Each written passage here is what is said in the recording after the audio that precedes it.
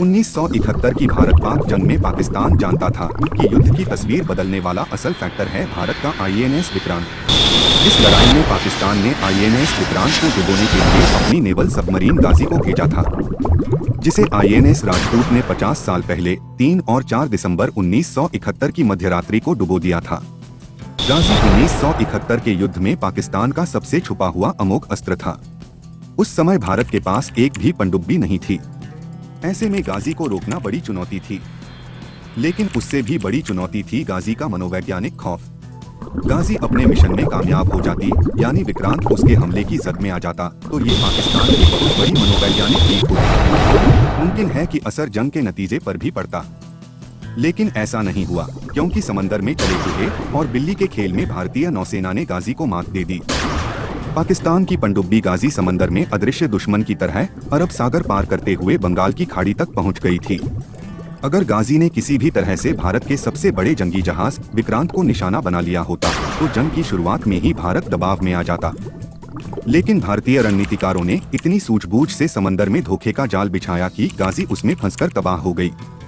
पूर्वी पाकिस्तान के सैन्य प्रशासक जनरल नियाजी और उसकी फौज को मनोवैज्ञानिक सहारा मिलता रहे, इसलिए ये पैगाम देना जरूरी था कि पाकिस्तानी पनडुब्बी समंदर में भारत का पूरा चक्कर काटते हुए ढाका तक पहुंच सकती है।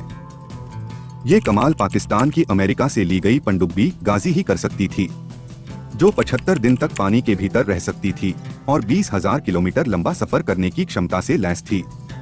इसीलिए 1971 का युद्ध शुरू होने से ठीक पहले 14 नवंबर से 22 नवंबर के बीच गाजी को चुपचाप कराची से बंगाल की खाड़ी की तरफ रवाना कर दिया गया। लेकिन उसका असली मिशन था विमान वाहक पोत विक्रांत को खोजकर तबाह करना। मगर हुआ ठीक उल्टा। भारतीय नौसेना को सिग्नल इंटरसेप्ट से पता चल चुका था कि गाजी कराची से बंगाल की खाड़ी के बीच कहीं समंदर में ही है। ये खबर विक्रांत के लिए खतरे की घंटी थी। इसी मौके पर पूर्वी नेवल कमांड के वाइस एडमिरल एन कृष्णन ने बड़ा दांव खेला।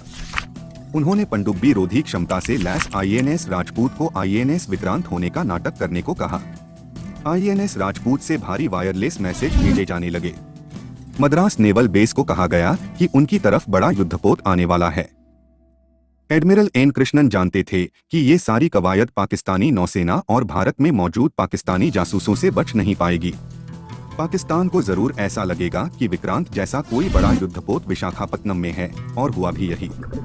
26 नवंबर को पानी में घात लगाए गाजी को अपने कमांड सेंटर से सूचना मिली कि आईएनएस विक्रांत विशाखापत्तनम में ही है। लिहाजा गाजी विक्रांत को डुबोने के इरादे से विशाखापत्तनम की तरफ बढ़ने लगी।